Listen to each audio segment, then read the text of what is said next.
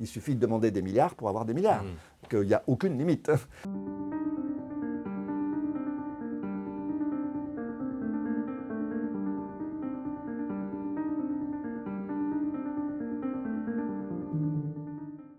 Alors bonjour à tous, toute l'équipe de Contribuables Associés est vraiment heureuse de vous accueillir aujourd'hui pour cette nouvelle matinale du contribuable. Merci à vous d'être venus évidemment si nombreux. Alors vous le savez, l'objectif de notre association est de faire pression sur les élus pour une baisse de la dépense publique, en tout cas une meilleure utilisation de l'argent des Français. Et pour ce faire, on utilise, comme vous le savez, tous les moyens légaux, à savoir travail auprès des parlementaires, publication d'études, publication d'articles, entretien dans les médias pour être votre porte-parole, activité sur les réseaux sociaux et comme vous le savez aussi, réalisation de documentaires qui ont rassemblé à ce jour plus de 4,5 millions de Français. Je pense notamment donc à 2 documentaires que je vous invite à voir qui sont disponibles sur les réseaux sociaux, en l'occurrence sur YouTube. 3 000 milliards, les secrets d'un État en faillite. Pour le premier, et le deuxième, c'est la protection sociale, l'Omerta française. Voilà, donc je vous invite à tous le regarder. Et donc, parmi les outils que nous avons, eh bien, il y a un travail de pédagogie auprès des Français sur la manière dont est utilisé l'argent.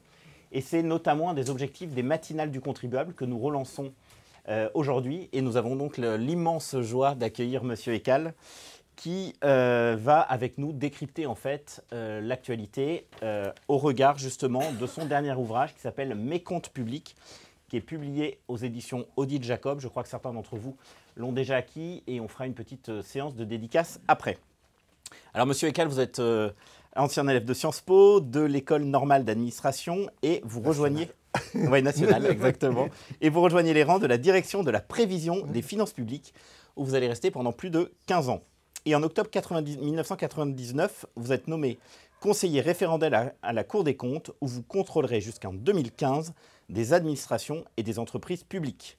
Vous rédigerez aussi le très attendu rapport annuel de la Cour des comptes sur la situation et perspectives des finances publiques. En 2016, vous vous consacrez à temps plein à l'association FIPECO que vous avez créée, devenue assez rapidement le site de référence pour toute personne s'intéressant au sujet relatif au budget. Et vous vous félicitez d'ailleurs, il y a peu, d'un record de fréquentation de votre site. Depuis 2022, votre parole est totalement libre puisque vous avez fait liquider vos droits à la retraite, ce qui vous donne du coup une parole d'autant plus intéressante à écouter aujourd'hui. Et donc vous êtes évidemment invité régulier des médias, vous êtes régulièrement auditionné à l'Assemblée nationale et vous avez l'amabilité de répondre aussi à l'invitation de contribuables associés lorsque nous faisons des rendez-vous parlementaires pour justement évoquer avec un certain nombre de parlementaires des problématiques comme par exemple les agences d'État il y a quelques mois où vous aviez donc eu la gentillesse de venir éclairer les lumières des députés. Vous avez donc publié de nombreux ouvrages, dont le dernier, je viens d'en parler, Mes comptes publics, où vous retracez votre riche expérience au sein de nos institutions. Alors avant de passer la parole aux nombreux membres présents aujourd'hui, j'ai naturellement quelques questions à vous poser, dont la première est tout simplement évidemment que la France se trouve dans une situation périlleuse depuis 50 ans et la crise politique que nous traversons n'est pas là pour nous rassurer. Êtes-vous de votre côté inquiet pour la situation financière ou vous vous dites, comme beaucoup, que finalement ça fait 50 ans que ça dure et que ça peut encore durer des années? Alors, je suis inquiet, mais je dis souvent que, contrairement à mon ancienne maison, la Cour des comptes, je ne dis pas on est au pied du mur ou au bord du gouffre, parce que je ne sais pas à quelle distance se trouve le mur ou le gouffre. Donc si vous répétez tous les jours on est au bord du gouffre et que vous ne tombez jamais dans le gouffre, on finit par plus être crédible. Voilà. Donc, alors, pourquoi est-ce que je suis inquiet et malgré tout, je ne pense pas qu'on est au bord du gouffre. Bah, comme vous l'avez dit, l'endettement public de la France, c'est une très très longue histoire qui remonte à une 50aine d'années. La dette publique, c'est l'accumulation des déficits publics. Et les déficits publics, bah, si vous regardez leur histoire depuis les débuts de la Ve République, bon, au début c'était un excédent d'ailleurs, dans les années 60, puis ça s'est transformé quand même assez vite en un déficit, et un déficit alors qui s'aggrave à chaque fois qu'il y a une crise, une récession, ce qui est normal économiquement. Ce qui est moins normal, c'est qu'après, on arrive très difficilement à revenir au niveau antérieur. Puis à peine est-on revenu au niveau antérieur que une nouvelle crise, nouvelle récession, on repart. Et donc on est sur une tendance croissante. Donc c'est une longue histoire qui n'a pas commencé en 2017 ou en 2019, qui remonte à beaucoup plus loin dans le temps. Alors qu'est-ce qui est nouveau et qui fait que on peut peut-être plus s'inquiéter aujourd'hui par rapport déjà il y a 20 ans, 30 ans, etc. Ce qui est nouveau, d'abord, c'est une dégradation aussi de nos performances, entre guillemets, relatives par rapport aux autres pays européens. Donc on avait une dette publique à la fin de l'année dernière, qui était à 113 points de PIB fin 2024. C'était la troisième de l'Union européenne par son importance, en pourcentage du produit intérieur brut. Pour faire des comparaisons dans le temps ou dans l'espace, pas parler de dette publique en euros, parce que l'euro n'a pas une dette publique en euros en France et à Chypre, c'est pas la même chose. Donc on raisonne, les économistes raisonnent en pourcentage du produit intérieur brut. Donc on était les troisièmes. Il n'y a pas si longtemps, il y avait devant nous l'Espagne, le Portugal, la Belgique. Voilà. Donc, ça se dégrade. Mais ce qui est encore plus important, c'est l'évolution des taux d'intérêt. On a vécu depuis la création de l'euro, en fait, on a vécu une situation quand même un peu peut-être paradoxale, dans laquelle, alors en euros, la dette publique augmentait, mais la charge d'intérêt baissait en euros. Plusieurs années de suite, parce que les taux d'intérêt baissaient et puis sont devenus même négatifs dans les années 2010. C'est terminé, donc vous le savez tous, les banques centrales dans l'ensemble du monde ont remonté leur taux d'intérêt pour lutter contre l'inflation. Et alors là, on est maintenant face à un problème particulier. Tous les économistes vont vous dire que si le taux d'intérêt de la dette devient durablement supérieur au taux de croissance de l'activité économique, taux de croissance du produit intérieur brut, une petite équation mathématico-comptable très simple qui permet de montrer que pour simplement arriver à stabiliser la dette en pourcentage du PIB, pas en euros elle continuera à augmenter, mais en pourcentage du produit intérieur brut, il faut dégager ce qu'on appelle un excédent primaire, c'est-à-dire en fait un solde recettes moins dépenses, mais dans les dépenses on retire les intérêts, on ne compte pas les intérêts, sans les intérêts. Aujourd'hui, et donc il faut avoir ce solde primaire, il faut qu'il soit positif, au moins. Sinon, la dette publique, mécaniquement, elle explose. En pourcentage du PIB, elle augmente indéfiniment. Voilà. Donc, et aujourd'hui, on n'est pas du tout dans cette situation. Ce solde primaire, comme disent les économistes, il était fortement négatif l'année dernière. Il était de l'ordre de 120 milliards d'euros. D'où la conclusion que j'en tire moi-même, d'ailleurs qu'on tire beaucoup, alors à partir de calculs un peu plus compliqués, etc. Mais grosso modo, l'idée est la suivante. Pour arriver à simplement stabiliser la dette publique en pourcentage du PIB, l'effort nécessaire, il est de l'ordre de 120 milliards d'euros.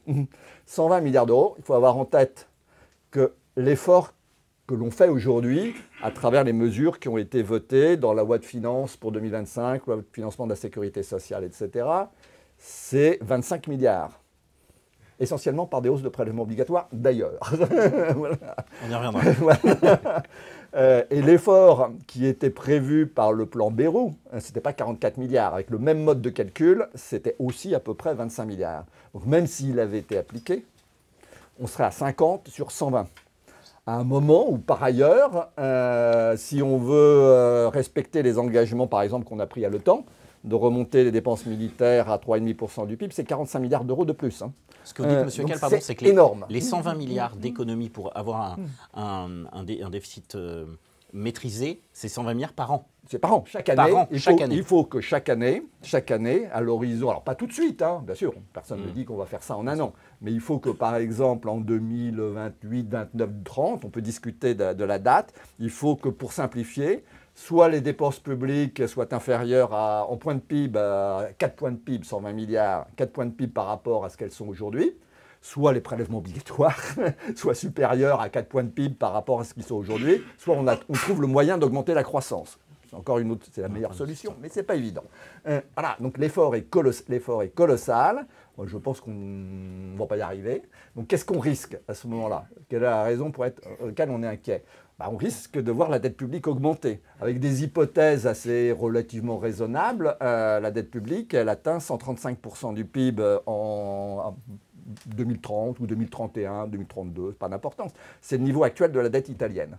Sauf que l'Italie, sa dette, elle est stable. Enfin, elle a augmenté pendant la crise, comme toujours, mais après, elle a descendu. Donc, elle est à 135% du PIB depuis 10 ans. Donc, nous, on va croiser les Italiens. Eux, ils sont stables et nous, on va les croiser à toute vitesse. Et après, on va croiser les Grecs aussi, parce qu'il n'y a plus qu'eux. Bon. Donc, il y a un moment où les marchés vont s'inquiéter.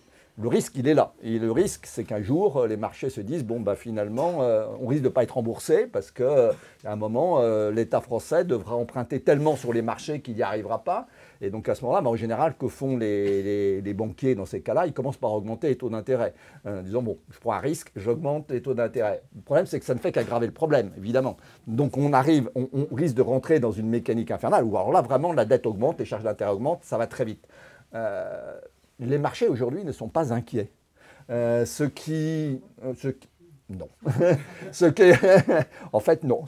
La marque de l'inquiétude des marchés, c'est l'écart de taux d'intérêt entre le taux auquel la France emprunte et le taux auquel l'Allemagne emprunte. Suppose que l'Allemagne ne présente aucun risque. Cet écart de taux d'intérêt, il a un peu augmenté, oui, ces derniers jours, oui, mais il est très loin de ce qu'il avait été en 2011-2012, pendant la crise des dettes de la zone euro. Pourquoi est-ce qu'il est très loin? Il y a quelque chose de nouveau depuis cette époque, c'est qu'on sait que la banque des marchés, les banquiers, les natures, ils savent tous que la Banque centrale européenne peut intervenir. Elle peut faire ce que Mario Draghi avait dit en 2011-2012. Elle s'est dotée d'un instrument financier qui lui permet d'acheter whatever it takes, quoi qu'il en coûte, c'est-à-dire en quantité illimitée des dettes d'un pays de la zone euro. Donc si la Banque centrale peut en fait donc prêter de manière illimitée à un État, ben, il pourra toujours rembourser, il n'y a pas de problème, la Banque centrale européenne. Donc les marchés se disent ça. Le problème, c'est qu'il pourrait un jour, je ne sais pas quand, je dis je ne sais pas quand le problème ça va arriver, se dire, mais se rappeler d'abord que la BCE ne peut pas faire ça de manière automatiquement. Il y a quand même des conditions pour qu'elle intervienne. La condition, c'est d'abord qu'on respecte les règles budgétaires européennes. Ça, on a toujours eu beaucoup de mal. Et la deuxième condition, c'est que la dette publique soit soutenable au sens des économistes. Et soutenable au sens des économistes, c'est en fait ce que je viens de vous dire. C'est-à-dire montrer qu'on est capable de la stabiliser en pourcentage du PIB. Si on n'est pas capable, elle peut ne pas intervenir, ou elle peut intervenir comme elle l'a fait en 2011-2012, c'est-à-dire en disant, bon d'accord, j'interviens pour aider la Grèce, l'Espagne, le Portugal, mais alors vous prenez des mesures d'ajustement drastiques, beaucoup plus violentes que tout ce qu'on est en train d'imaginer aujourd'hui en France. Donc le risque, il est là. Les marchés aujourd'hui sont, même si on appelle ça le spread, ce spread a un peu augmenté ces derniers jours, il est encore très faible, on est encore très loin, donc on n'est pas encore au bord du gouffre. Mais ça peut arriver très vite. Et ça peut arriver très vite. Là aujourd'hui, on est à peu près, c'est quoi, c'est 85 points de base à peu près? Hier, il était à 85. Oui. Voilà. Et donc en 2010-2011, on était à combien? C'est juste pour avoir une histoire. On est monté à 150. 150, d'accord. Et les Italiens, les Espagnols, c'est monté à 400. D'accord. Ça c'est une crise. Ouais. Mais ça peut aller très vite. Personne n'imaginait il y a 2 ans, lorsque Liz Truss, Royaume-Uni, ou 3 ans, je ne sais plus, le temps passe vite, Liz Truss a été nommée Première ministre, qu'elle allait être obligée de démissionner 1 mois après, parce qu'elle avait fait un discours dans lequel elle annonçait plein de baisses d'impôts et de choses non financées. Et le marché dit que ce n'est pas finançable, c'est pas soutenable, donc tout à coup, ils sont mis à s'inquiéter. Bon, et 15 jours après, elle a démissionné. Et alors justement, donc ça peut aller très vite. Puisque vous parlez d'Union européenne, qu'est-ce que vous pensez de l'idée selon laquelle l'Union européenne est à la fois un soutien et en même temps un dealer? C'est-à-dire un soutien, parce que vous venez très bien d'expliquer, en fait, les taux compte tenu de notre situation financière, les taux devraient être beaucoup plus hauts, mais on est justement protégé à la fois par l'euro et par la BCE. Et en même temps, on peut se dire, en fait, c'est justement parce que la BCE est là qu'on continue à se droguer à la dette. C'est vrai, c'est à la fois une aide, puisque en effet, c'est la principale raison pour moi pour laquelle finalement les marchés restent relativement calmes, et ils peuvent rester relativement calmes encore longtemps. Bon, personne, en fait, aujourd'hui, par exemple, personne n'imagine que la BCE laisserait la France faire défaut sur sa dette. Or, ce que mesure cet écart de taux d'intérêt, ce spread, ce que mesure d'ailleurs la note qui est donnée par les agences de notation. Techniquement, c'est une probabilité de défaut de paiement. Quelle est la probabilité aujourd'hui que la BCE laisse la France faire défaut sur sa dette? Dans le contexte géopolitique actuel, elle est quasiment nulle. Donc voilà, les marchés l'intègrent. Cette probabilité, elle est très faible. Maintenant, dans, je ne sais pas quand, un jour, un gouvernement qui annonce des mesures, je dirais, inacceptables par nos partenaires. Comme la suspension de la réforme des retraites, par exemple. Oui, suspension, on peut toujours dire si on suspend, on reprendra après. Mais il y en a qui vont beaucoup plus loin. Il y en a qui proposent de ramener l'âge des... L'abrogation. Typiquement, ramener, non seulement abroger, mais revenir à 60 ans. Une mesure typique comme je lance un grand programme avec des mesures du type je ramène l'âge minimal de départ à 60 ans, c'est dans certains programmes. Là, les marchés vont se dire oui, mais la BCE ne peut pas cautionner ça. Et donc, elle va être partagée. D'un côté, elle ne peut pas non plus accepter que la France fasse défaut, mais d'un autre côté, elle ne peut pas non plus accepter que la France fasse n'importe quoi, parce qu'après, tous les autres aussi pourront dire bah, pourquoi pas nous, hein, les Espagnols, les Grecs, bon, finalement, pourquoi est-ce qu'on a fait tant d'efforts? Et donc, et là, à un moment, elle risque d'un autre côté une explosion de la zone euro, parce que ça sera inacceptable par les Allemands, les Hollandais, les Finlandais, etc. Donc, elle va être prise à un moment dans un dilemme. On ne sait pas. La seule chose qu'on sait, moi, ce que je dis, c'est que finalement, on remet notre souveraineté en jeu parce qu'on se met en situation de dépendre de décisions qui vont être prises à Francfort, pas à Paris. Donc, tout va dépendre de ce qui va décider à Francfort et de la manière dont les marchés vont anticiper ce qui va se passer à Francfort. C'est pas terrible. Et alors justement, comment vous expliquez, vous qui avez été dans la machine, justement, que la France n'arrive pas à baisser ses dépenses publiques? Est-ce que c'est psychologique? Est-ce que c'est technique? Est-ce que c'est un manque de volonté politique, de courage politique? Il n'y a pas assez de pression des citoyens pour demander justement cette baisse de la dépense publique? Comment vous analysez cette particularité française? Je ne pense pas que ce soit seulement un problème de courage politique. Parce que même si vous avez du courage politique et que d'abord, vous n'avez pas les parlementaires qui votent les mesures que vous prenez, et ensuite, vous n'avez pas les électeurs qui votent pour les parlementaires qui vont vous soutenir, ça sert à rien. Et donc je pense que derrière, il y a un problème culturel français qui est beaucoup plus profond.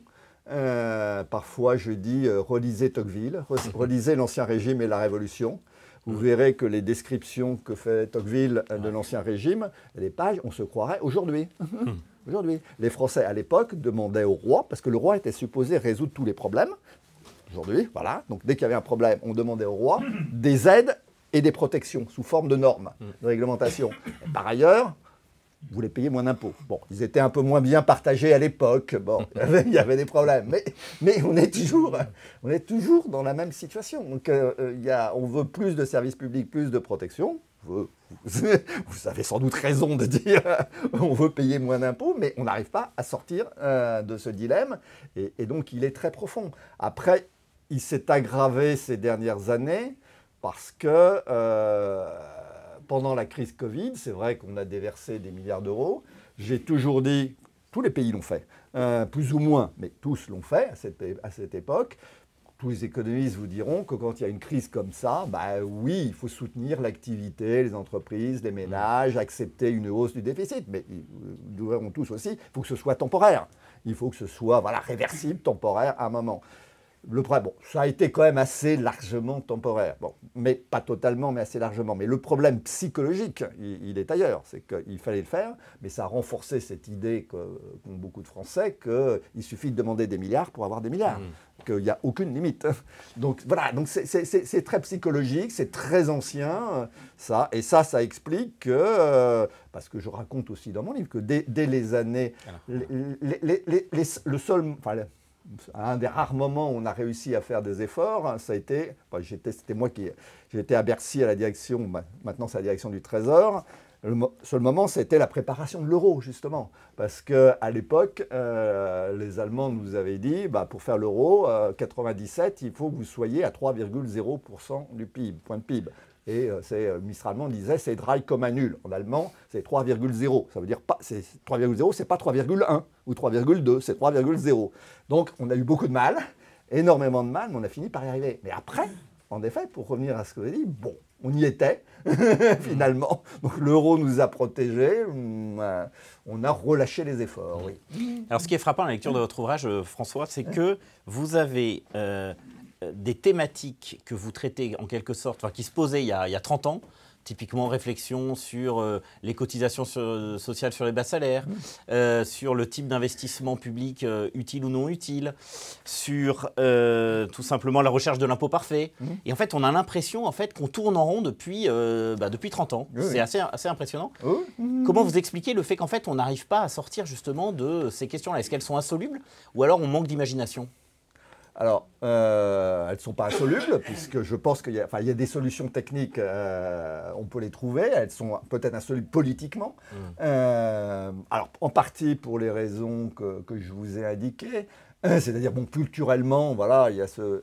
Mais aussi, alors, je le dis aussi dans le livre, c'est aussi une des raisons pour lesquelles finalement je me suis lancé dans le débat public, etc. Il y a une responsabilité des experts, des économistes français.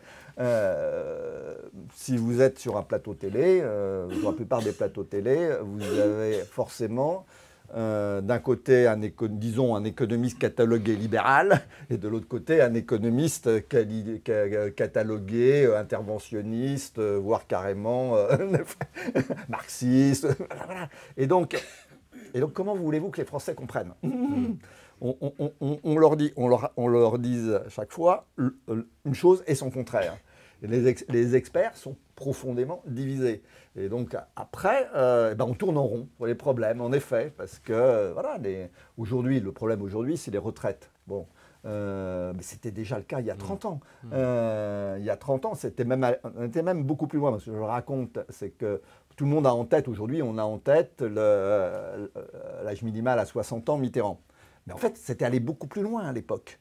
Moi, je me rappelle, parce que non seulement on pouvait partir à retraite à 60 ans, mais il y avait énormément de pré-retraite. Voilà, je reviens. Moi, j'ai vu arriver, enfin, on m'a demandé d'analyser, etc. On a vu arriver dans les cabinets ministériels les présidents de Renault et de Peugeot venir me dire, écoutez, on veut faire partir quasiment tous nos salariés dans les usines à 52 ans. Et on vous demande de payer. L'État payait, parce que eux, ils ne pouvaient pas, évidemment, payer des indemnités de retraite 52 ans. Donc, un de mes grands combats à l'époque, c'était d'expliquer, mais il faut arrêter, là. Il faut arrêter. Ils sont dopés à la pré-retraite, ils ne peuvent plus s'en passer. Et si on continue comme ça, bientôt, ils vont demander à faire partir leurs salariés à 45 ans. Enfin, il faut arrêter. Et on en est toujours dans ces débats-là. Et d'ailleurs, pour la petite anecdote, à un moment, on a arrêté, puis c'est revenu, ils ont accepté, puis à un moment on s'est dit, oui, mais si on aide Renault et Peugeot vis-à-vis de la Commission européenne, c'est pas terrible, parce qu'on ne peut pas faire des aides d'État sectorielles qui visent particulièrement des entreprises. Alors à l'époque, on s'est dit, on a réfléchi, on dit, on va trouver un truc qui permet de faire semblant d'aider un peu toute l'industrie et qui permet de viser plus particulièrement Renault et Peugeot. Et c'est à cette époque qu'on a trouvé les critères de pénibilité. Le compte personnel de pénibilité, il remonte à cette époque où on cherchait moyen de les aider d'aider plus particulièrement l'industrie automobile avec des critères plus généraux du type travail posté, voilà. Et pour sourire un peu, mais on va sourire jaune, est-ce que vous avez des exemples de contrôles que vous avez réalisés dans des entreprises publiques qui vous ont choqué, c'est-à-dire des systèmes complètement aberrants qui, à votre avis, persistent encore aujourd'hui? Alors, dans les choses dans les dysfonctionnements qui continuent aujourd'hui, j'ai contrôlé la SNCF, RFF, etc. J'ai une longue histoire avec la SNCF. La direction de la SNCF, oui. Un truc, j'avais fait un rapport, donc on a publié, la Cour des comptes a publié un rapport en 2008 sur le réseau ferroviaire, dans lequel on racontait beaucoup de choses à l'époque qui expliquent beaucoup de ce qui se passe aujourd'hui. Par exemple, le fait qu'on dépensait beaucoup d'argent dans la construction de lignes nouvelles qui n'étaient pas forcément rentables. Enfin, les dernières n'étaient pas rentables et on aurait dû les faire plus tard, au détriment de l'entretien du réseau, et notamment du réseau en Ile-de-France, des TER, etc. Donc ça fait déjà, il y a 20 ans, on le disait. Voilà. Mais ce qui m'avait aussi, là, dans l'exemple des dysfonctionnements, on a vu, la SNCF elle-même avait présenté à son conseil d'administration un projet très intéressant qui était le suivant. À l'époque, tous les aiguillages de la SNCF étaient contrôlés manuellement. Ces aiguillages étaient très anciens, certains dataient de 1900. et ils étaient contrôlés quasiment manuellement avec des relations entre les postes d'aiguillage qui se faisaient, je dirais, pour caricaturer un peu, par le téléphone. Voilà, bon. Et donc la SNCF avait dit, il y a un modèle en Suisse, en Allemagne ailleurs, c'est totalement autrement. Tous les aiguillages, en tout cas par grande zone, sont télécommandés à distance par des centres de contrôle, un peu comme l'a fait la RATP d'ailleurs. Enfin, il n'y a pas des aiguilleurs sur chaque ligne de métro, c'est commandé à distance, voilà, par des centres de contrôle. Et donc, il y avait un grand projet qui coûtait cher, hein, quand même quelques milliards, pour rénover, moderniser, etc. Bon, on m'a dit, c'est parfait, voilà, au moins un investissement qui à la fois permet de réduire les coûts. L'enjeu, c'était de diviser par 2 le nombre d'aiguilleurs. Bon, vous voyez le problème. et d'améliorer le service public, parce que c'était un moyen aussi de répondre beaucoup plus vite et beaucoup plus facilement à des problèmes d'accidents, voilà, de permettre de fluidifier les circulations. Et il y a 2 ans, dans un rapport officiel sur le ferroviaire, etc., qu'est-ce que je vois? C'est que le projet, il est toujours en cours, il a légèrement avancé, et qu'au train où il avance, le rapport officiel dit, hein, au train où il avance, il sera terminé dans 40 ans. Alors que c'est déjà terminé dans plein de pays autour. Voilà, donc ça prend un temps considérable. Voilà, donc c'est un dysfonctionnement. Alors justement, dans votre carrière, est-ce qu'un jour vous vous êtes dit, finalement, la France irait mieux si elle était dirigée par un chef d'entreprise qui a réussi? Ou alors vous pensez que l'État ne peut être dirigé que par justement des responsables politiques? J'en sais rien. Vous ne savez pas? Alors là, j'ai vraiment pas de religion. Il y a des chefs d'entreprise qui peuvent très bien réussir à la tête d'un État. Il y a des hauts fonctionnaires qui peuvent réussir. Je sais pas. Je pense pas qu'il y ait une... Je dirais parfois on dit c'est la bureaucratie qui explique justement tout ça, ces lenteurs, ça, la surréglementation, etc. Bon, moi je dis souvent, par exemple, la surréglementation, c'est très frappant quand vous regardez, par exemple, vous allez voir sur les statistiques de Légifrance, hein, l'organisme du journal officiel, etc., qui publie chaque année une statistique de la norme, dans laquelle vous avez notamment, par exemple, le nombre de mots dans les codes des impôts. C'est phénoménal. Vous voyez que ça explose, c'est extraordinaire. Mais c'est la partie, la courbe, c'est la partie législative des codes. La partie législative des codes, c'est pas la bureaucratie, c'est voté par des députés, des sénateurs. Donc c'est le Parlement quand même a une lourde responsabilité. Donc voilà, donc pour répondre à votre question, aux fonctionnaires, chefs d'entreprise, j'en sais rien. Pour suivre le nombre de mots, vous le savez, chers membres de Contribuables Associés, nous avons développé il y a quelques mois un outil qui s'appelle viginorm.fr qui permet en fait de compter justement à partir de Légifrance le nombre de mots ajoutés aux différents codes. Alors on a pris 20 codes témoins. Et donc en gros tout ce qui est codifié. Et je vous invite à y aller parce que les chiffres sont absolument incroyables. Et même sous François Bayrou, le nombre de mots a continué à augmenter. Et en fait l'idée c'est que tous les mois, alors l'État le fait tous les ans, nous on va faire ça tous les mois, on met à jour ce compteur qui permet de voir, compte tenu des engagements pris par les premiers ministres, en fait en gros s'ils respectent justement et s'ils choisissent de stopper cette fameuse inflation normative. Dernière partie de cet entretien, François Écal, on va vous demander de vous mouiller un tout petit peu. C'est-à-dire, vous êtes demain justement ministre du budget. Oula. Alors, qu'est-ce que vous faites sur les retraites? Oula. Alors, parmi les mesures, le problème, la raison pour laquelle je pense qu'on va continuer à s'endetter jusqu'au jour où on va tomber dans le gouffre, donc je ne sais pas quand, peut-être dans 5 ans, dans 10 ans, j'en sais rien, c'est que s'il y a un relatif consensus quand même aujourd'hui sur l'idée quand même qu'il faudrait maîtriser, disons, les finances publiques, il n'y a aucun accord sur les solutions. Bon. La meilleure solution pour résoudre ce problème, c'est d'avoir plus de croissance. Il y a un type de mesure qui permet à la fois de réduire les déficits et d'avoir plus de croissance, c'est le recul de l'âge de départ à la retraite. Parce que si vous reculez l'âge de départ à la retraite, ça augmente la population active et à plus ou moins long terme, ça augmente l'emploi. Ça peut faire des chômeurs au début, parce que voilà, mais au bout d'un certain temps, toutes les expériences, mais en France aussi d'ailleurs et dans les autres pays, montrent qu'à plus ou moins long terme, ça fait plus d'emplois, donc plus d'activités, donc plus de recettes, non seulement pour les caisses de retraite, mais aussi pour l'État, les collectivités locales, etc., la branche maladie, etc. Donc c'est un excellent moyen. Donc il faut non seulement maintenir, mais en fait il faudra même aller plus loin. Après, on peut débattre des moyens de reculer l'âge effectif de départ. Il y a 2 grands moyens. Le premier, c'est de jouer sur l'âge minimal de départ. Là, bon, on passe de 60 à 62. Le deuxième, c'est le nombre d'années de cotisation pour avoir le taux plein. On peut avoir un débat. Ce n'est pas les mêmes personnes qui vont être touchées. C'est un débat, c'est un choix politique, social. Bon, très bien. Mais voilà, il faut aller dans ce sens. Après, je dirais, pour le sujet des retraites, ça, c'est les futurs retraités. Le problème aujourd'hui, quand on parle de dépenses publiques, c'est 25% des dépenses publiques. Aujourd'hui, je suis désolé de vous le dire, parce que je pense que moi aussi, je suis dans ce cas-là, mais 25% des dépenses publiques, c'est les retraites actuelles. Je ne vois pas comment on peut faire un effort de 120 milliards, 150 milliards, etc., pour stabiliser la dette, sans toucher à 25% des dépenses publiques. C'est énorme. Et donc là, il n'y a pas 36 moyens. Il y a un moyen très mécanique, très bête, qui consiste à sous-indexer les retraites par rapport à l'inflation. Ça va très vite, c'est très mécanique, c'est assez douloureux, mais toutes les mesures sont douloureuses. Qu'est-ce que vous faites pour économiser de l'argent sur la santé? La santé, parce que là, c'est 20% de la dépense publique. Ouais, c'est 20%. Gros bloc. Donc, on est obligé aussi de toucher à la santé, c'est beaucoup plus compliqué.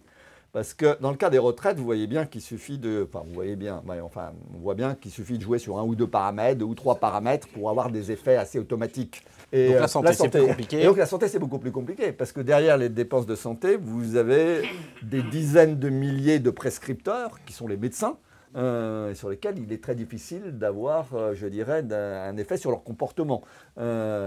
Et donc ça renvoie à des tas de sujets, ça renvoie à des problèmes d'organisation, des problèmes de coordination, des problèmes d'allocation des moyens entre les hôpitaux, etc.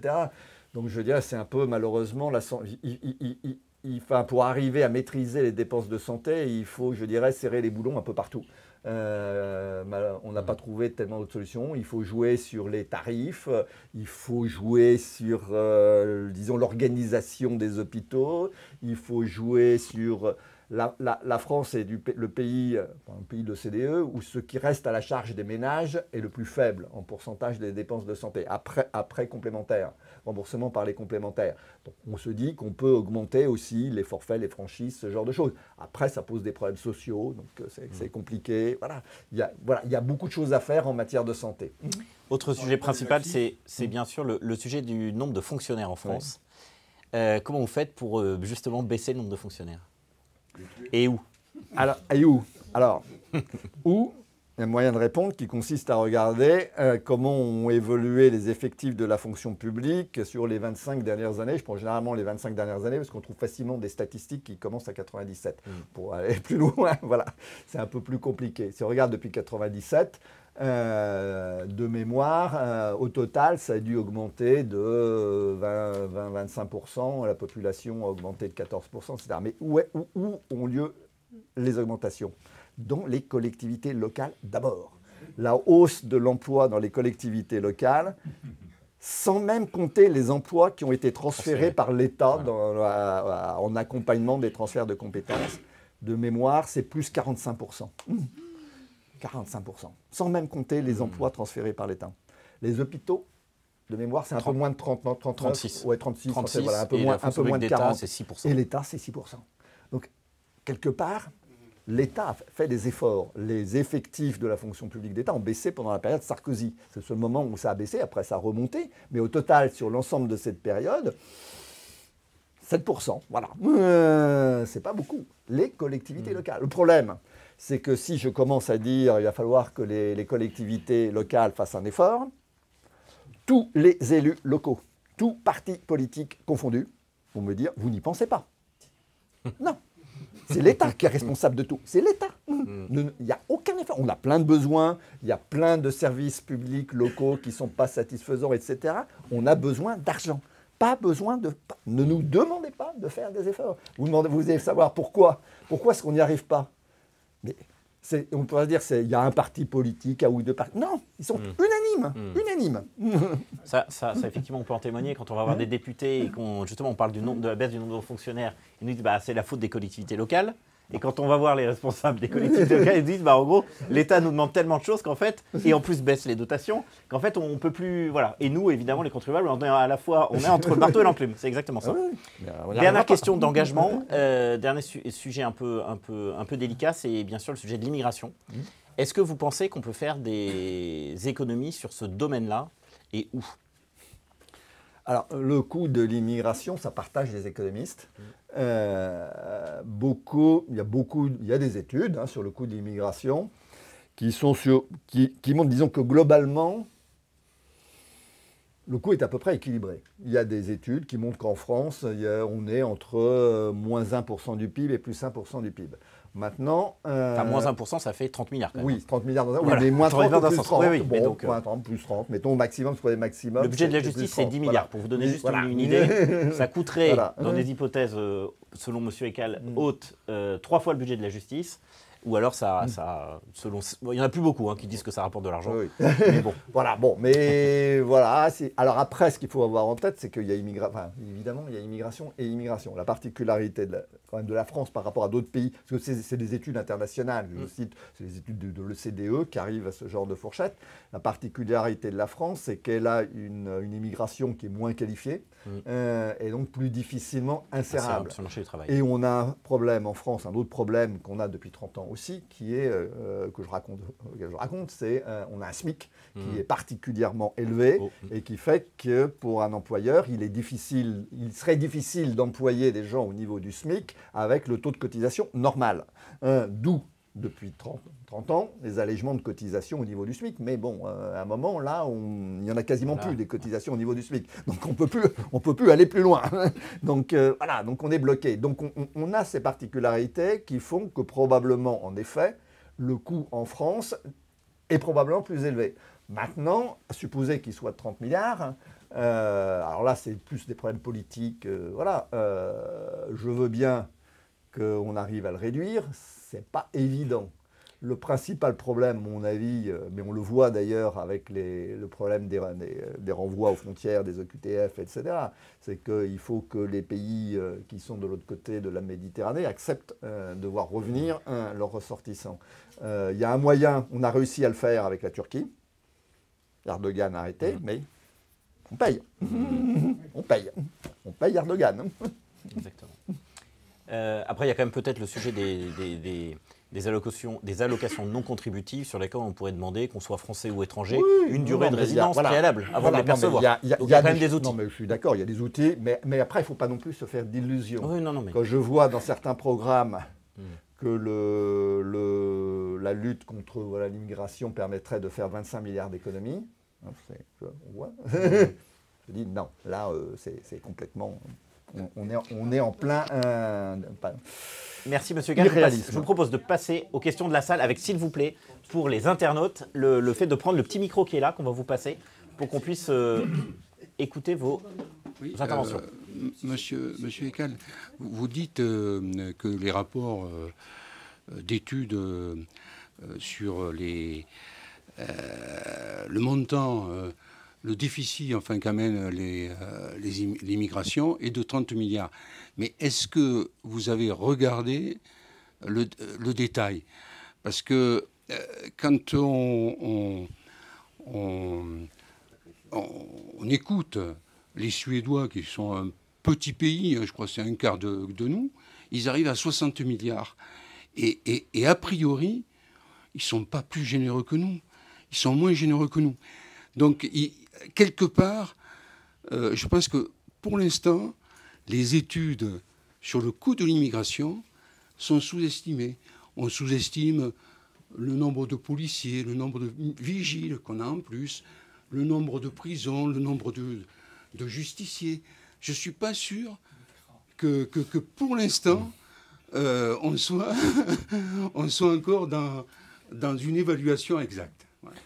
il n'y a jamais d'évaluation exacte, c'est toujours, voilà, dans beaucoup de domaines, hein, d'ailleurs, il est difficile, surtout dans celui-là, parce qu'on n'a pas bien souvent, on n'a pas les données nécessaires. Hein, bon, donc après, moi, voilà, je sais qu'il y a des chiffres qui circulent, qui sont plus élevés ou moins, mais d'autres en sens inverse qui sont beaucoup moins. Mon opinion personnelle, au vu de toutes ces informations disparates et souvent contradictoires, c'est que dans la fourchette, voilà, si on est à 20, bon, peut-être 20, 30 milliards, quelque chose comme ça, voilà. Mais j'en sais rien, mais je reconnais, on n'est pas 10 milliards près, de toute façon. Pardon, petite règle pour les questions. Ce que je vous propose, comme le temps évidemment est limité, ce que je vous propose, c'est vraiment de poser votre question directement, la plus courte possible, la plus directe possible. Voilà, merci beaucoup. Vas-y, Charles. Ma question directe, quand est-ce qu'on va avoir le FMI sur le dos? Vous avez dit qu'il fallait qu'on travaille plus longtemps, mais il faut aussi qu'on commence plus jeune à travailler et que pendant qu'on travaille, on travaille plus d'heures, ce qui est un minimum en France par rapport à beaucoup d'autres pays. Et je crois que si on veut améliorer le rapport actif-retraité, le problème essentiel, c'est de faire plus d'enfants. Merci. Alors, il y a quand même il y a beaucoup de scoops dans cet ouvrage. Et un des scoops, c'est que vous avez 4 enfants. Oui, voilà, ça va. Donc voilà. Et 5 petits-enfants pour le moment. Non, mais vous avez raison. Ça, je peux pas. Voilà. Vous avez... Après, le FMI, ça viendra le jour où les marchés commenceront à s'affoler, où la BCE interviendra et elle fera... Alors, aujourd'hui, on a un FMI européen, en fait, à la suite de la crise de 2011-2012, comme les Européens ont eu un peu honte de voir le FMI arriver en Grèce, etc. On va créer quelque chose d'équivalent, ça s'appelle le mécanisme européen de stabilité. Il existe, donc c'est une sorte de FMI européen. Et donc, oui, ce jour-là, on verra le FMI européen probablement arriver. Mais on dit, je ne sais pas quand, je ne sais pas si c'est dans 6 mois, dans 5 ans, dans 10 ans, je sais pas. Je voudrais vous poser la question suivante. Quelle est l'influence du Brexit sur la dette britannique, sur le taux d'intérêt britannique et sur le fait que finalement l'euro pour nous, c'est un peu la corde qui soutient le pendu? Alors, de toute façon, les Britanniques n'étaient pas dans l'euro, hein, donc il y a... voilà. Le Brexit, j'ai du mal à vous répondre comme ça spontanément. Le problème, il est toujours le même hein, en économie, quand on essaye d'évaluer une mesure aussi importante soit-elle, ou ce soit un investissement microéconomique ou quelque chose d'aussi radical que le Brexit, c'est de savoir ce qui se serait passé si on ne l'avait pas fait. Ce qui est toujours difficile, puisque par définition, on ne sait pas. Donc, qu'est-ce qui se serait passé si le Royaume-Uni n'était pas sorti? Je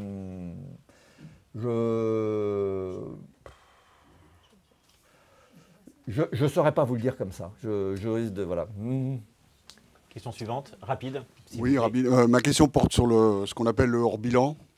Parce qu'on parle beaucoup des 3 400 milliards, mais derrière, il y a les retraites, les garanties pour les retraites des fonctionnaires. C'est quand même près de 2000 milliards, je crois, c'est dans les chiffres. Il y a les garanties auprès des banques, les prêts d'entreprises. Il y a les entreprises publiques qui sont dans un état de dette quand même relativement avancé. Je prendrais Air France, je prendrais la SNCF, la RATP. Ça fait quand même beaucoup. Certains chiffres si on ajoute leur bilan à 7 000 milliards, le problème, c'est que s'il y a une crise, elle ne peut être que systémique. Tout est impacté. Le jour où on est proche du défaut, où la Banque centrale européenne ne veut pas financer forcément, notamment avec les pays du Nord, cette dette énorme française, est-ce que vous pensez qu'on devrait plus parler dans les médias de ce hors-bilan qui est assez important? Voilà. Alors, ce hors-bilan, il existe, hein, il est dans la comptabilité générale de l'État, on peut le trouver. Il y a une fiche de FIPECO sur les engagements hors-bilan, hein, vous avez la liste. Je dis toujours attention à ne pas additionner tous ces éléments parce que c'est très disparate. Contrairement à des dettes, ce n'est pas des contrats, ce n'est pas de l'argent que vous êtes sûr d'avoir à débourser à un moment donné. C'est de l'argent que vous pouvez un jour avoir à débourser, dans certaines conditions. Il y a les retraites des fonctionnaires. Bah ça, c'est certain, pour le coup. Les retraites, on sera obligé de les verser. Oui, sauf que les retraites des fonctionnaires, l'État peut toujours prendre des mesures qui les réduisent. Là, on a parlé de la sous-indexation et la désindexation. Mécaniquement, ça conduira à réduire ces engagements hors bilan. Par ailleurs, ces engagements hors bilan, ils sont évalués. Alors techniquement, comme on ne peut pas dire qu'un euro dans 50 ans, c'est la même chose qu'un euro aujourd'hui, donc techniquement, ils sont actualisés, c'est-à-dire on tient compte des taux d'intérêt, etc. La valeur de ces engagements hors bilan est très dépendante des taux d'intérêt. D'une année à l'autre, en fonction de l'évolution du taux d'intérêt, ce montant, il peut varier de plusieurs centaines de milliards d'euros. Donc voilà, c'est des chiffres qu'il faut avoir en compte. Moi, vous trouverez sur FIPECO une liste. Attention, je dirais, aux montants, ils sont à relativiser. Attention non plus à ne pas les additionner, parce que c'est des choses vraiment de nature très variée. Vous allez avoir plusieurs centaines de milliards aussi au titre de la garantie de l'État sur les livrets d'épargne réglementés. Les livrets A, etc. Qu'est-ce que ça veut dire exactement? On imagine mal qu'il y ait un risque de défaut sur les livrets A. Voilà, c'est quelque chose d'un peu... Voilà, donc il y a un risque, vous avez raison. Après, d'autres vont vous dire en revanche, quand on parle de la dette de l'État ou de l'ensemble des administrations publiques, on oublie qu'en face de la dette, il y a des actifs. Et c'est vrai. Là aussi, il y a des comptes de patrimoine. L'INSEE établit des comptes de patrimoine qui montrent qu'en fait, d'ailleurs, globalement, ces actifs, c'est quoi? C'est à la fois aussi bien les routes, les logements, les infrastructures, mais aussi des participations financières de l'État dans la Caisse des dépôts, la Banque de France. Il y a des choses très, très diverses. Les réserves, on parlait de la GIRCARCO, les réserves de la GIRCARCO, etc. Il y a plein de choses. Globalement, le total de ces actifs est supérieur quand même au total des passifs. On a globalement une situation nette positive de, je sais plus, 25 à hauteur de 25-30 points de PIB. Alors historiquement, on voit que ça diminue. On est sur une mauvaise pente, mais ça reste encore positif. Voilà, peut-être pas encore pendant très longtemps, mais ça le reste. Mais ils sont positifs sur le papier, parce qu'on ne va pas vendre nos autoroutes, on ne va pas vendre Il y a des choses qu'on ne peut pas vendre. Il y a des choses qu'on peut pas vendre. C'est un actif très théorique, parce qu'on ne peut pas le vendre. C'est pas fait pour être... Enfin, une partie ne peut pas être vendue, je veux dire. C'est supposé ne pas être cessible. Maintenant, les Grecs ont été obligés de vendre le port du Pirée. Donc, il y a... Voilà. Alors, attendez, madame. Attendez, juste... monsieur, parce qu'il a le micro, et après, c'est vous, madame, si vous voulez bien. Oui. Question courte. Oui. Juste un petit constat. Le coût des retraites pour un travailleur moyen, c'est entre 15 et 18% du salaire brut. Le coût du logement, c'est plus de 30%. Le logement est concentré surtout dans les mains de la génération la plus âgée, plus de 60 ans. Est-ce qu'on a un moyen aujourd'hui de désengorger la propriété immobilière ? Alors, l'immobilier, c'est un vaste sujet en soi. De manière un peu rapide, pour moi, le problème de l'immobilier, c'est que d'un côté, je dirais, les économistes, on a beaucoup de contraintes sur l'offre de logement. Ce sont des contraintes réglementaires, ce sont des contraintes fiscales, ce sont des contraintes dans les relations entre propriétaires et bailleurs, ce sont des contraintes en termes de foncier disponible, surtout. Les maires ne sont pas vraiment bâtisseurs. Voilà. Donc, il y a des contraintes intéressantes. Et de l'autre côté, il y a aussi beaucoup de dépenses. Beaucoup d'aides au logement, des aides à la pierre, etc. Mais si vous dépensez pour soutenir les loyers, etc., alors que l'offre finalement est contrainte, vous faites monter les prix, loyers. Donc tout ceci n'est pas très satisfaisant.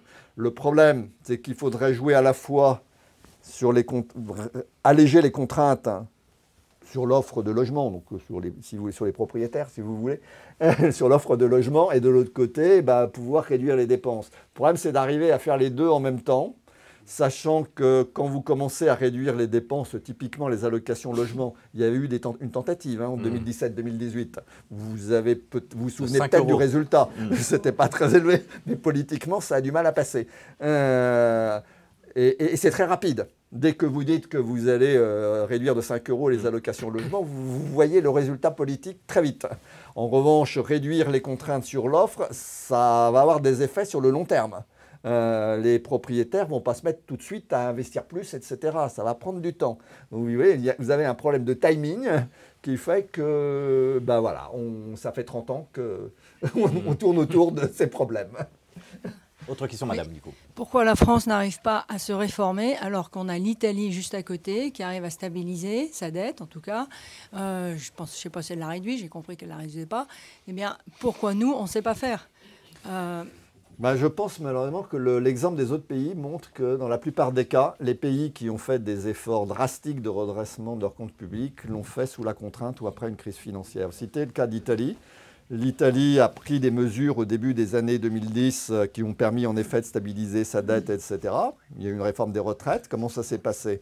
La dette publique italienne a été attaquée. À cette époque, les marchés ne savaient pas que la BCE pourrait intervenir parce qu'on avait l'impression que c'était interdit par les traités. Donc les taux d'intérêt sur la dette italienne sont montés à des niveaux 7-8% à l'époque, donc avec un écart par rapport à l'Allemagne très très élevé. Un jour, Mario Draghi a appelé Berlusconi, et je caricature un peu, mais on raconte comme ça. Il lui a dit, écoute, cher ami, je peux aider l'Italie, je peux acheter de la dette italienne, mais voilà, vous allez faire des réformes. Il y a une réforme des retraites. Vous allez la faire. Ils l'ont fait sous la pression. Et la ministre des Affaires sociales, on raconte, il y a une vidéo qui circule, la ministre des Affaires sociales italienne annonçant cette réforme de retraite, elle a failli pleurer. Je ne veux pas, je suis obligé. Voilà, ça se passe comme ça. Après, on cite aussi souvent l'exemple, moi-même d'ailleurs, j'ai dit, prenez l'exemple de la Suède ou du Canada. Ils ont réussi à réduire leurs dépenses publiques de 10 points de PIB dans les années 90. Mais ils ont connu une crise financière dramatique. Là aussi, la Suède, la Banque de Suède, à un moment, a été obligée de monter ses taux d'intérêt à 400% parce que la couronne suédoise se cassait la figure, etc. C'était intenable.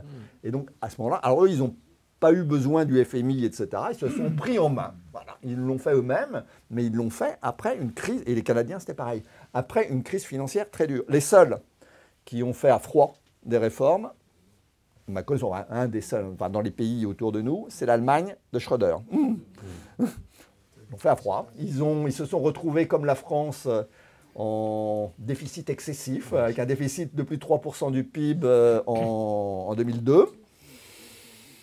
L'Allemagne a fait les réformes. La France ne les a pas vraiment faites. Et peut-être qu'un des points importants sur l'exemple étranger, c'est qu'il y a quand même une espèce de consensus de la vie politique, entre guillemets à droite comme à gauche, sur l'obligation de réformer. Et ce qui s'est passé à l'étranger, c'est que quand vous aviez un changement de gouvernement ou d'étiquette politique, il ne revenait pas sur les réformes de structure réalisées par le gouvernement d'avant. Et c'est vrai qu'en France, peut-être une de nos faiblesses, c'est qu'il n'y a pas de consensus. Il n'y a pas de consensus. Oui. Oui, bonjour monsieur. Je voulais vous poser la question suivante qui est... Est-ce que vous pouvez parler plus fort, s'il vous plaît? J'ai le micro, alors je ne sais pas oui, trop... Mais Pourquoi est-ce que l'État n'utilise pas avec plus de vigueur ou de courage ou d'intelligence la dotation globale de fonctionnement? Et je prends deux illustrations. Quand on prend deux communes ou deux territoires qui se regroupent, il n'y a jamais d'économie d'échelle, jamais. On pourrait imaginer que quand les gens se regroupent, on dit la dotation globale de fonctionnement, ce sera la somme de ce qu'il y avait avant, moins 10%, par exemple. De même, quand on regarde les villes, par exemple, on voit qu'il y en a qui sont bien gérées, d'autres qui sont mal gérées. Ce critère-là n'est absolument pas pris en compte, pour autant que je sache, dans l'attribution de dotation globale de fonctionnement. Il semble qu'il y a des leviers assez simples dans cette utilisation de cet outil, qui pourtant ne sont jamais mis en œuvre. Qu'est-ce que vous en pensez? Oui, enfin alors, le problème c'est que les critères d'attribution de la dotation globale de fonctionnement, comme de la plupart des dotations de l'État aux collectivités locales, sont devenus totalement incompréhensibles. Au fil du temps, on a rajouté des critères dans tous les sens, notamment à l'occasion de la suppression d'impôts locaux. Ça a commencé avec la taxe professionnelle, puis ensuite la taxe d'habitation. Enfin, on en a eu plein, etc. À chaque fois, on a compensé par des recettes affectées ou des dotations qu'on a modifiées, la TVA. Tout ceci fait aujourd'hui un truc auquel, moi, je renonce à comprendre. Je ne saurais pas vous expliquer comment est attribuée aujourd'hui finalement la DGF. Je pense qu'il y a une dizaine de fonctionnaires à la direction générale des collectivités locales et à la direction du budget qui comprennent. Et donc oui, je pense que vous avez raison, c'est-à-dire qu'on devrait faire ça plus intelligemment. Mais le problème, il est toujours le même. C'est pareil d'ailleurs en matière de réforme fiscale, de tout ce que vous voulez, de toutes les réformes. C'est quand vous voulez faire des réformes comme celle-là, je dirais à budget constant. Parce que si vous ne voulez pas que l'État verse plus d'argent aux collectivités locales, si vous faites ce genre de réforme, modifiez les critères, etc., bah vous avez des perdants et des gagnants. Et l'histoire, elle est toujours la même. C'est que quand vous avez des perdants et des gagnants, vous entendez parler des perdants, mais pas des gagnants. Les perdants montent au créneau, c'est scandaleux, c'est pas les bons critères. Et, donc, et ça se traduit par encore plus de complexité.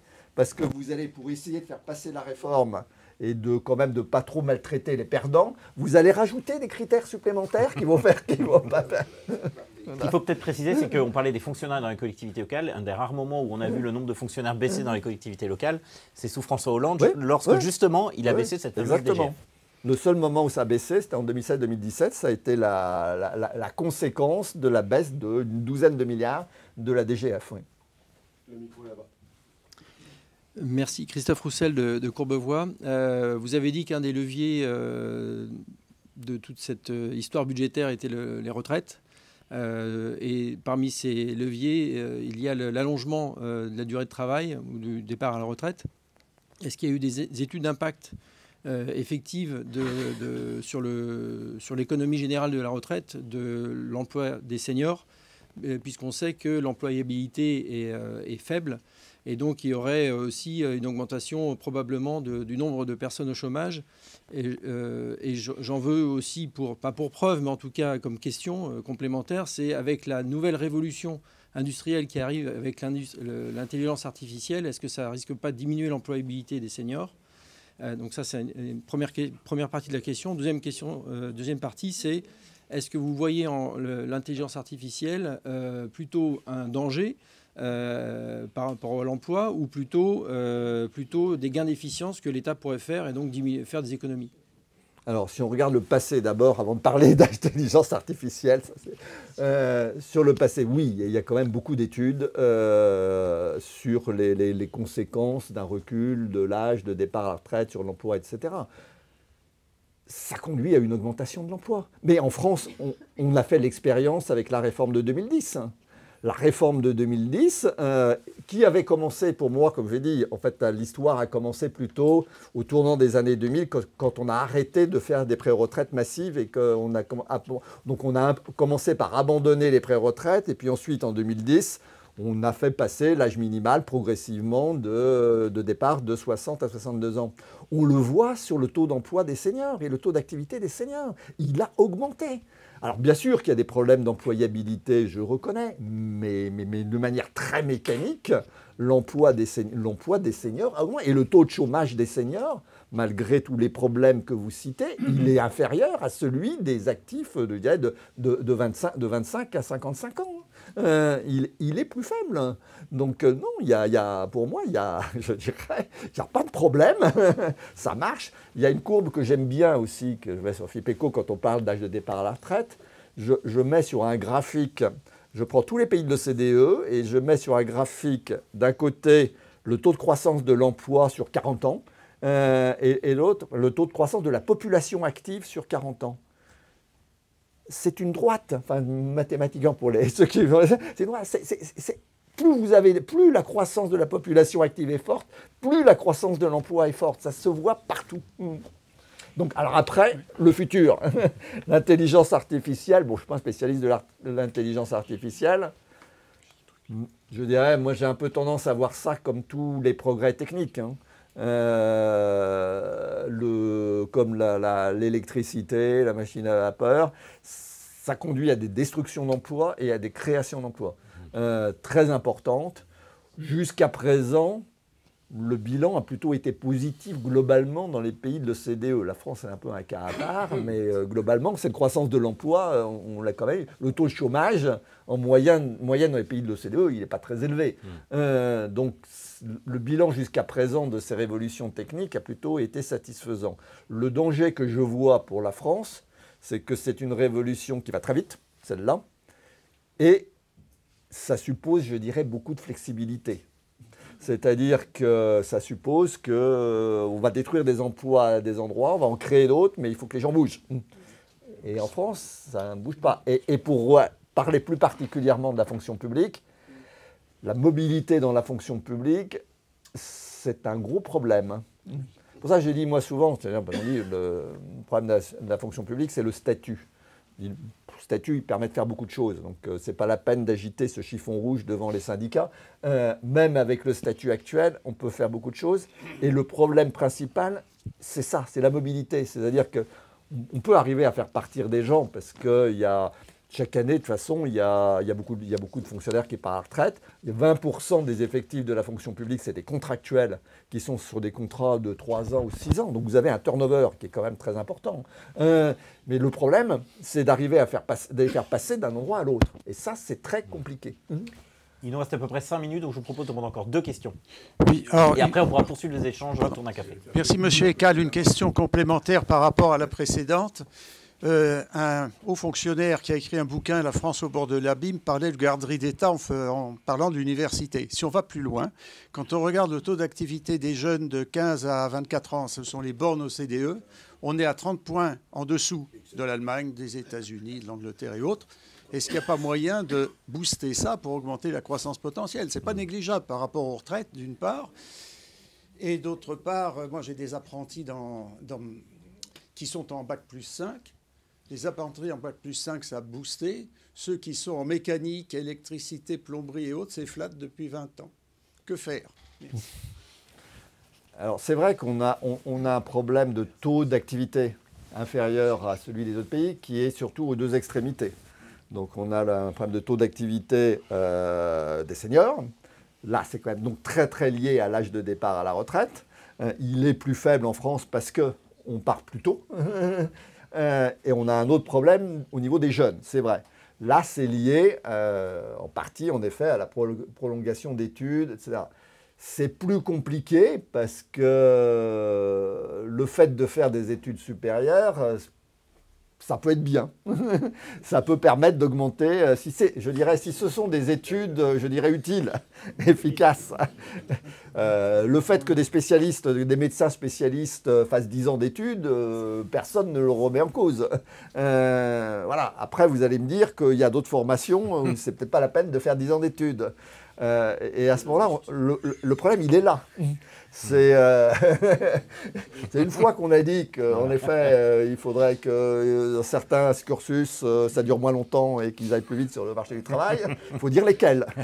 Et alors là, à nouveau, vous n'avez pas un grand consensus. Dernière question, monsieur. Là. Bonjour.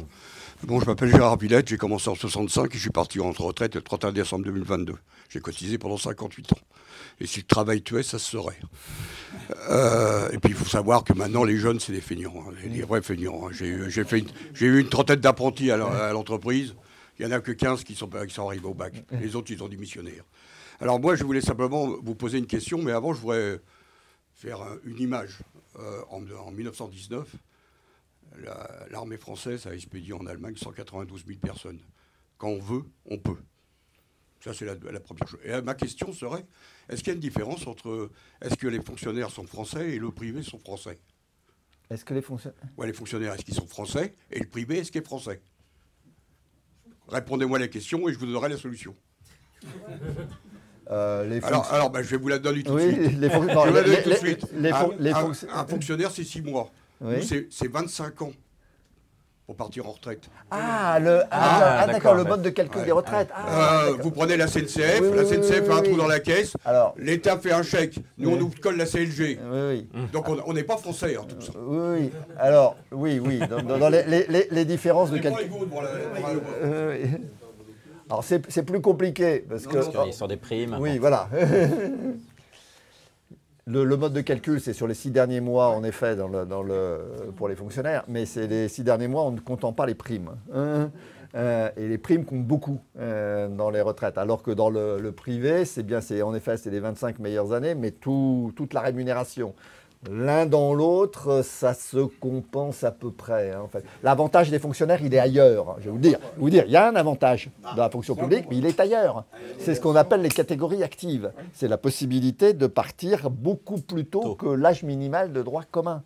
Et avec des validations de trimestre, etc., qui font que c'est sans trop de pertes de retraite. Le principal avantage, il est là. Il n'est pas tellement dans le mode de calcul.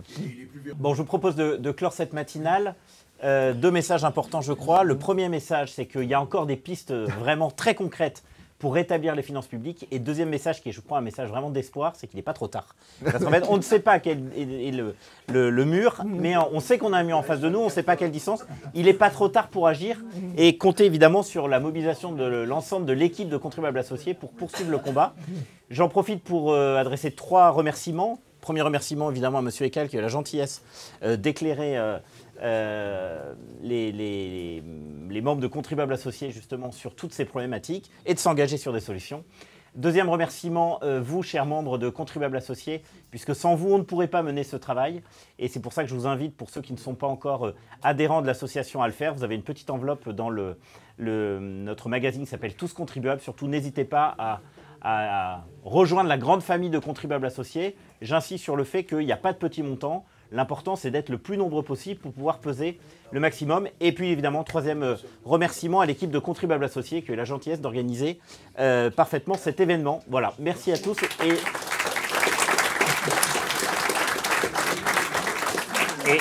Et nous nous retrouvons le 6 novembre prochain pour parler d'un ouvrage qui a été rédigé par le directeur des publications de Contribuables Associés, Jean-Baptiste Léon, sur le livre noir de l'argent public. Voilà.